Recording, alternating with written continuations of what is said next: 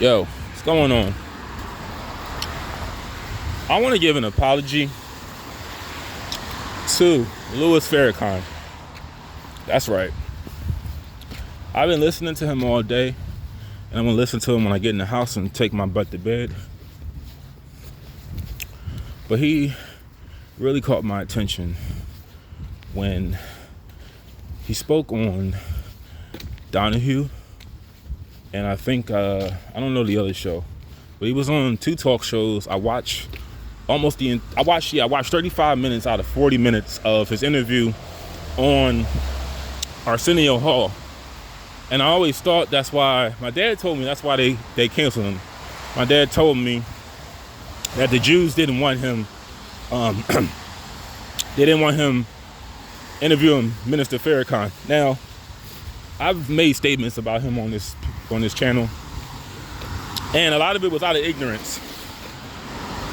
Going off of everything else I heard. Honestly, prior to last night, I never really listened to him talk like that. All I can say is I always felt, and I stand by this part, but I always felt like the Million Man March didn't accomplish anything but make white people rich. White people and Jews rich.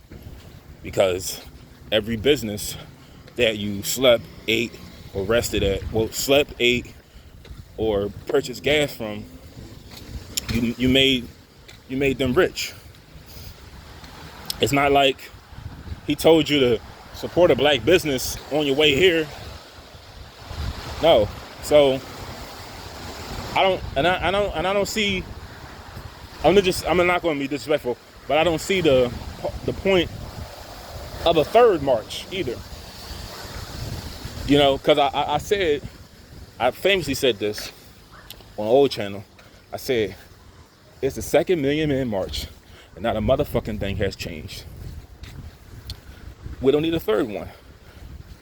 I got solutions on here.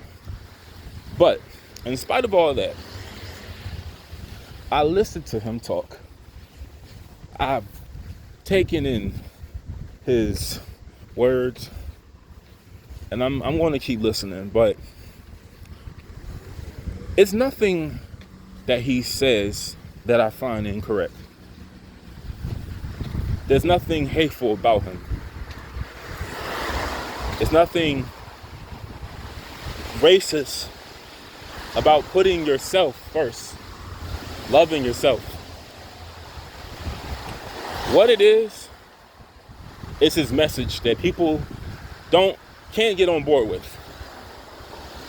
And his message is simply stop killing, stop being an absent father, stop neglecting your responsibilities, respect yourself.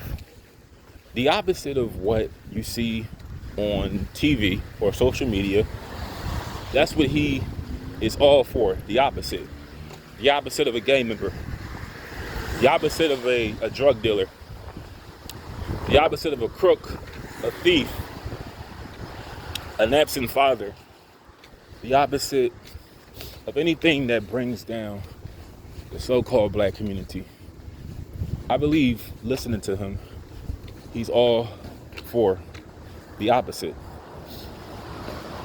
Okay? But I listen to him, and it's like I said, it's not that anything he says is hateful.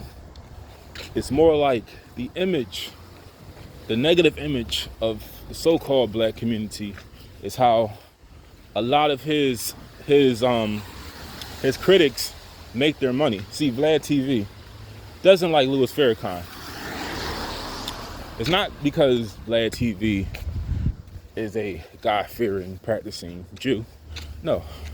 Vlad TV makes a pretty good living off of negative stereotypes of black people. So if you have somebody that's speaking out against those images, being wild, loose, violent, crazy, you got someone speaking out against those those representations, yeah, he's like, you're fucking with my money.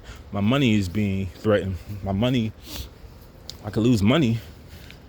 You know, people actually listen to what you have to say and take in your words. I could lose my job. I won't have a job. It's like, imagine, what was that butter company? It was called Land O'Lake. Imagine if they had just, the company became defunct, right? Because it was so much outrage over it. So they stopped using the Native American on the butter. But imagine in response to that, they just had to shut down operation. That's what a lot of liberals and culture vultures fear. If you change the image of black people into something positive and everybody gets on board with it, they won't have any way to make money anymore because they don't have real talent. Adam 22, Vlad TV, like Jerry Springer show or the Maury show, negative image you see. They made millions of dollars off of ratchet ass black women. If you lost your job or you happen to be off for school that day, you saw who they had on that show. And let me just say this too. I hate when people say, oh, it's white people on there too.